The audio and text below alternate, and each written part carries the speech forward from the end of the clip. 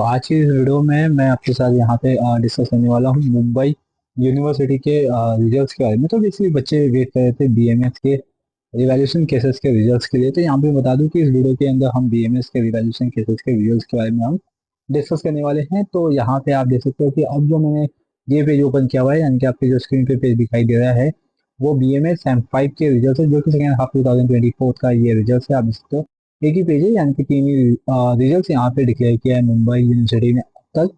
तो रिवाइजेशन केसेस के रिजल्ट को समझने से पहले अपना जो प्रोसीजर है वो समझ लेते हैं। आपका जो पेपर होता है एक्सटर्नल का, वो 75 मार्क्स का होता है। उसमें से आपको 30 मार्क्स चाहिए एटलीस्ट पासिंग होने के लिए। अगर आपको 30 मार्क्स मिलता है तो दैट इज आप पास हो गए हो, ठीक है। और इंटरनल में आपको 10 मार्क्स चाहिए होते हैं आउट ऑफ 25। तो मतलब कि अगर आपने 10 इंटरनल में और एक्सटर्नल में 30 मार्क्स को कवर कर लिया है तो आप यहाँ पे पास हो। अब यहाँ पे जो आप मार्क्स देखोगे रिवैल्यूएशन का, ये सब आपके एक्सटर्नल के मार्क्स होते हैं। इंटरनल का मार्क्स आपको कॉलेज देता है तो उसके अंदर वो अलग से प्रिंट होके आएगा। तो ये जो मार्क्स है वो आपके एक्सटर्नल के मार्क्स है, दैट इज में इसमें आपको एटलीस्ट 30 मार्क्स चाहिए। तो जिन बच्चों को 30 मिला है वो बच्चे पास हो गए। तो टोटल यहाँ पे तीन रिजल्ट है।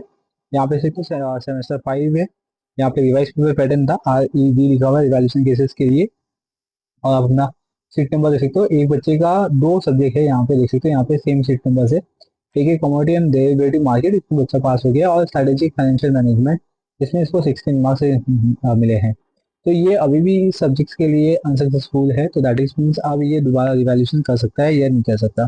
तो ये जो अपना केसेस आता है कि अगर आपने एक बार रिवैल्यूएशन किया है तो सेकेंड टाइम आप रिवैल्यूएशन नहीं कर सकते हो मुंबई यूनिवर्सिटी के बेसिस पे, ठीक है। और यहाँ पे लिखा है कि final revaluation result will be declare only after the revaluation of all subject apply for the revaluation, ठीक है।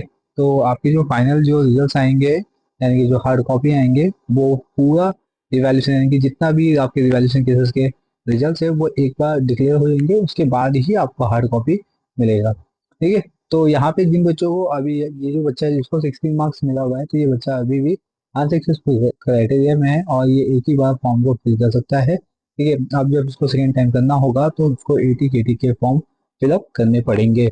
एंड नेक्स्ट थिंग बता दूं कि जो दूसरा यहाँ पे है सीट नंबर, ठीक है, उसमें logistic and supply chain management है, इसको 30 मार्क्स मिला है, तो ये बच्चा पास हो चुका है, ठीक है। तो ये हो गया सैम 5 का। अब आते हैं हम सैम 6 पे। अगर सैम 6 पे नजर डालेंगे तो टोटल यहाँ पे 4 पेजेस मुंबई यूनिवर्सिटी ने डिक्लेयर किया सेकेंड हाफ 2024 का ये रिजल्ट है, ठीक है। और यहाँ पे देख सकते हो कि सर ये भी सेम 5 ही दे रहा है यहाँ पे, ठीक है।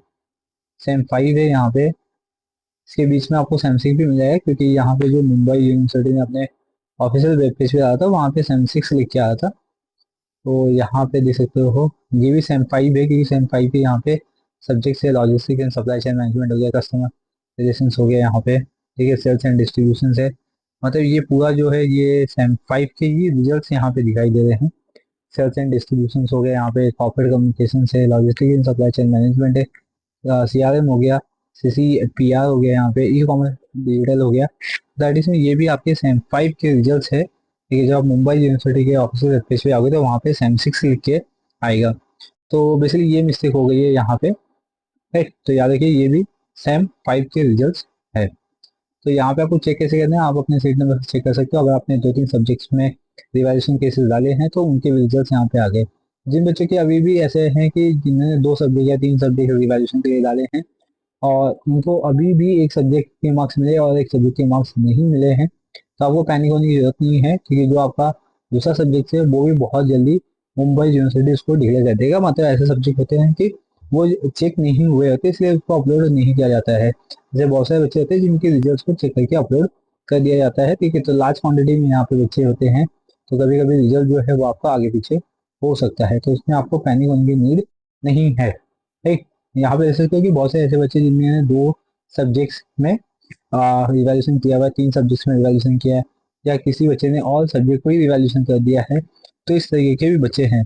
तो जिनको 30 मिला हुआ है या मोर देन 30 मिला हुआ है, तो दैट इज वो बच्चे पास हो चुके हैं, ठीक है। तो ये पूरा आपका क्राइटेरिया है पासिंग का। मतलब जैसे मैंने बताया कि 30 मार्क्स चाहिए आपको आउट ऑफ 75, और 10 मार्क्स चाहिए आपको आपके इंटरनल में, ठीक है।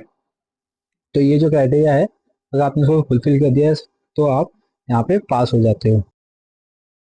तो बेसिकली ये जो रिजल्ट आप देख रहे हो दोनों सेम 5 के, इसको आप डाउनलोड कर सकते हो, ठीक है। और इसके रिगार्डिंग कोई डाउट है तो आप डेफिनेटली आप मुझे कमेंट सेक्शन में कमेंट करके पूछ सकते हो। और साथ ही साथ बता दूं कि आप जो बच्चे इसमें पास नहीं हुए हैं, जैसे कि इधर देख सकते हो ऐसे बच्चे जिनको कम मार्क्स मिले हुए हैं, ठीक है, तो ये बच्चे क्या कर सकते हैं, अपना एटीकेटी का फॉर्म आएगा अभी फैब के एंड में आएगा, या जब भी आएगा आप कॉलेज में पता करते रहिए, और ये जैसे ही आएंगे उसको फॉर्म को फिल कर दीजिए। राइट, तो ये आपका फॉर्म है, तो आप मतलब एटीकेटी का जो फॉर्म है उसको आप फिल करके उसके एग्जाम की तैयारी चालू कर दीजिए। और बता दूं कि जो आपके पेपर है, पेपर के सोल्यूशंस है, देखिए आप अपने हार्ड कॉपी में पेपर डाउनलोड कर सकते हो, देखिए, और पेपर के सोल्यूशन देख सकते हो। सबका लिंक मैं डिस्क्रिप्शन बॉक्स में दे दूंगा। 75 के जितने भी पेपर्स आपके फाइनेंस के हो, मार्केटिंग के हो या एचआर के हो, यहाँ तक कि सेमेस्टर 6 के भी बच्चे जो है, जो एचआर फाइनेंस और मार्केटिंग के हैं, ठीक है, तो उनके भी पेपर्स आपको मिल जाएंगे। आप पेपर डाउनलोड कर सकते हो और उसके जो पेपर सोल्यूशन है उसको भी आप रिफर कर सकते हो। चलिए, इस वीडियो में बस मुझे आपको इतनी बताना है। अगर इसके बियॉन्ड कोई डाउट है तो डेफिनेटली आप मुझे कमेंट कर दीजिए। मिलेंगे आप नेक्स्ट इन्फॉर्मेटिव वीडियो के साथ। ये चैनल पे थैंक यू फॉर वॉचिंग।